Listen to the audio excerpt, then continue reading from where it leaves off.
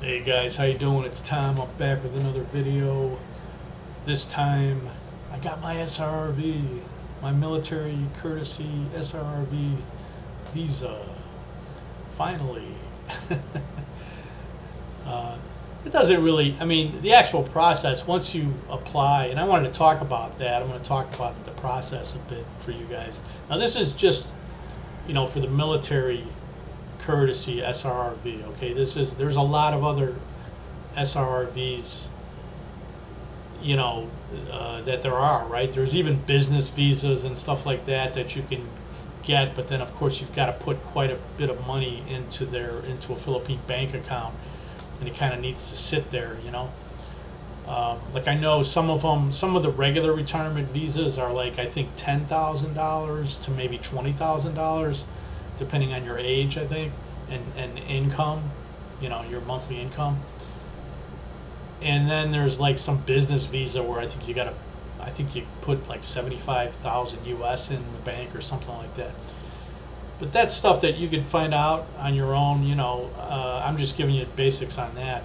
But concerning the military courtesy visa, um, okay, just I'll give you the basics, right? I mean, the fee, there's an actual fee, okay, that's a cost. It's like not just a deposit, or it's not refundable. Um, it's basically was it like $1,400? I think it's 1440, something like that, and it gets converted to pesos. But I mean, that's what it is. Like it's a set U.S. dollar amount. For that, and the deposit is something that it's $1,500 USD, okay, and it kind of depends a little bit on the exchange rate. Like at the time, it was a pretty good exchange rate that we were getting. But they also base it on that, on like 1 peso more than what the current rate is. So you basically it's like $1,500. I think mine wound up being like 1560 or something like that, because I put in a little bit extra just because I wasn't sure exactly what the rate was on that day, or what it was going to be exactly. So I wound up just putting in a little bit more just so I wouldn't have to do it again or add to it. You know what I mean? But that money just is held in a Philippine bank, and you can use it for like in the future for like buying real estate, or buying a house or a condo or something like that. Okay, or if you decide in the future that you want to just leave the Philippines and not maintain that retirement visa anymore, you get the money back. You know, so basically you're looking at about $3,000, between the fee and then the deposit. Okay, and this is again for the military courtesy SRV, which is the cheapest out of all the retirement visas. The income that you need is it has to be $1,000 a month USD or more. But I mean a minimum $1,000 a month. Okay. And some of the main things that you will need. Okay. Now I use the Visa company too, and I'll talk about that a little bit later. But I just wanted to give you guys some of the basics. I kind of wrote down some notes and stuff here, but basically, you're going to need a medical clearance, and there's a form for that. There's a Philippine form for that I actually got from the Visa company that I was using. And then there's you need a police clearance from your country, okay, like from the U.S. Um, Now, it could be either I think you can use either local police, like if you're from a city especially and you've lived there for a long time, you could just, I think, get like a regular clearance from that city police department, or you could get an FBI clearance check, also. And then the third thing is DD Form 214, which is your separation paper from the military, that says you were honorably discharged, you were in for however long. For me, it was 4 years. I was actually in the Air Force. It was 4 years. I was 4 years active, and at the time, when you got out, you were actually 2 years inactive. also. So in other words, if something happened within that 2 years after I got out, some kind of war broke out and they wanted to call me back, they could have, you know. But I don't know if they still do that anymore, you know. But anyway, and then your proof of pension, or, you know, like for a lot of us, it's going to be, I mean, it's going to be like Social Security, right? Or if you're in the military for the whole 20 years or more, you would be providing proof of your military pension, okay? And the way it works with like Social Security is they also need to, before you can actually apply and do the full application into the PRA, the Philippine Retirement Authority, you need to have gotten 3 monthly pension checks from the Social Security. So mine started in September, my first, you know, pension payment. So then in December is when I was actually able to apply through the PRA. But, you know, of course, in that interim, they're making sure that, you know, the visa company that I was working with, they're making sure that all the I's are dotted and the T's are crossed. You know, like they want to make sure you got everything that you need up front. And then when they apply, you know what I mean? Once they apply with everything, you know, that you need, then it's very smooth from there. You know what I mean? There's not going to be any hiccups. You know, there won't be any, oh no, they need this too now, or, you know, they need that. So it's the best way to do it, you know, is of course to make sure you got everything up front, done, completed properly, you know. And that's kind of where they help you too. You know, visa companies will help you do that, you know, because they know what's required. You know what I mean? They'll say, hey, you know, they'll even run it by. Oftentimes they'll run it by the PRA and they say, hey, is this good? Will this work good for this customer? You know what I mean? So they'll know kind of in advance that, yeah, that's going to work. That's fine. You know, whatever. So, and now I will say this. Now there are things that need to be apostilled, okay? And those are things that anything that's gotten from the U.S., from your home country, okay? Like in my case, I actually did the medical clearance here, you know? So that didn't have to be apostilled, you know? Just really my DD-214 and then my Social Security confirmation, you know, form, which could be just a kind of a snapshot from your website, you know, from your social website, right?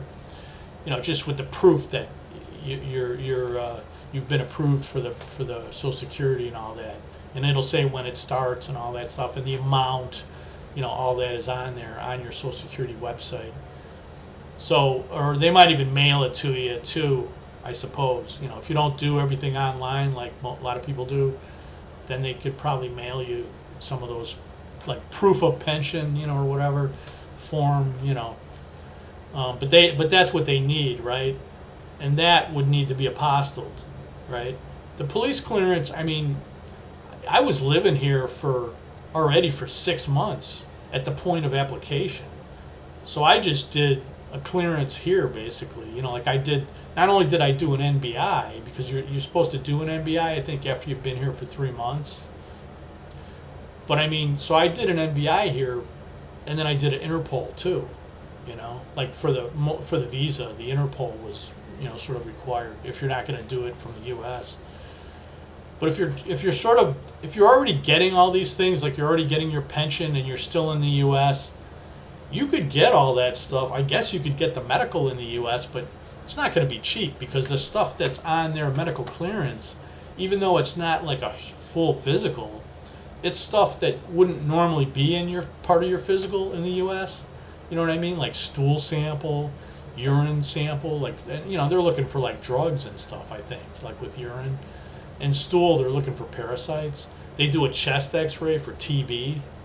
Now that's not normal stuff that in the US would be included in a physical, in an annual physical. So if you do that in the US, you're gonna pay, man. You know, like you're gonna pay a lot more than you're gonna pay here. You know, you get it done here, you'll pay maybe $50 US. You know what I mean? From a Philippine doctor to do that, all that stuff that's required in the medical clearance. In the U.S., I don't know what they would charge. At least a couple $100. You know what I mean? Like I mean, I'm pretty sure that it'd be at least a couple $100 for those things. So anyway, and now I happen to have I had an apostille company in Chicago that I was able to use for the things that needed apostilles. So it worked out pretty good for me, and they're pretty fast too, you know. Yeah, it cost like I think it was $150. I only had to get 2 of them, you know, instead of like 4 or whatever. Like potentially, I guess you could get everything in the U.S. and then you would have to get 4 things apostille.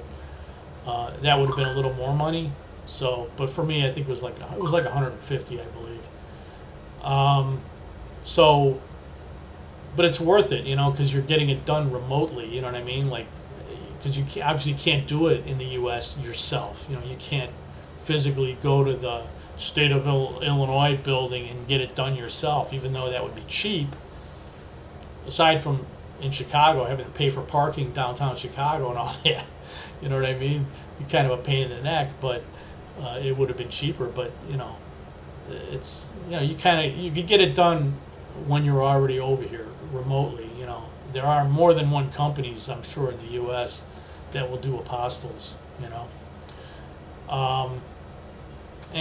you know, actually, I found out in the course of setting up my address through a post kind of a post office type of a company, not the post office itself, but a mailbox company, that they actually have online, in the U.S. anyway, they have online notaries, you know, like video. You do it over video.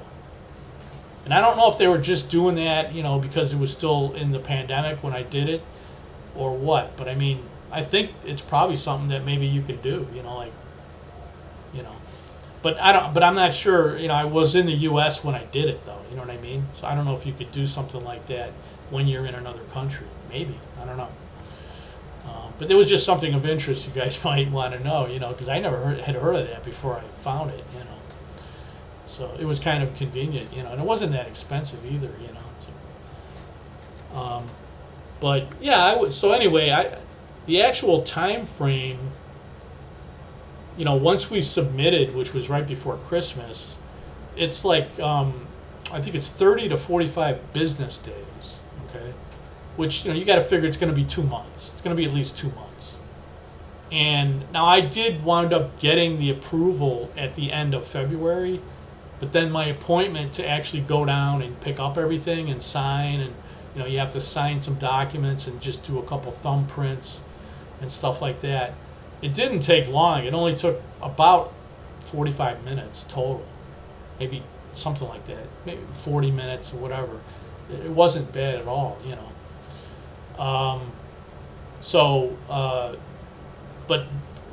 But that took, you know, like we made that appointment. It was about 2 weeks from the time when everything was all approved, and then they said they were just waiting on the actual, you know, putting the like the stamp in your passport or whatever. It's not really a stamp. It's just a whole like sheet of paper, you know, that's sort of clear taped over into your passport. So it's better than just like a stamp, you know. But anyway, yeah, that was all taken care of. So, you know, and it might have been ready a little bit earlier. I don't know. It might have been ready. You know what I mean? Like it was probably like I probably could have picked it up maybe at the end of February, but I didn't really find out about it until then. You know what I mean? And then it's like you can't just make those appointments on such short notice to go to the actual PRA and get it and everything, you know.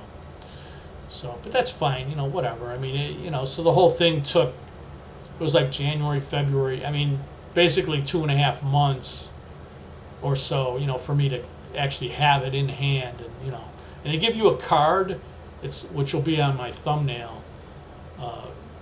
But I kind of erased the numbers and all that and my last names and all that, you know, like just. But I mean, you'll see the card in my thumbnail. And it's, you know, it's like a driver's license type of a card, you know. And then there's the actual passport, you know, piece of paper that's in there that's taped over, clear taped to protect it.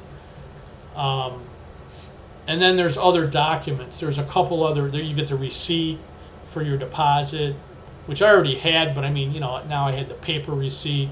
Then there's a couple other documents that you have, your actual membership into this as a retirement resident, you know, is in there, and then there's another form in there. So then they give you a little thing that it comes in, little binder, and they give you a little nice little folder, you know, a little waterproof folder, like a portfolio, you know, type of bag, you know, to keep it in.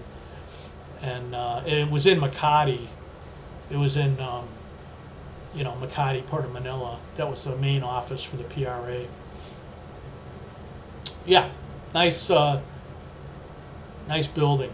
So yeah, I would say that's about it. I mean, I used actually JR Coca, which is a company that's based out of Cebu.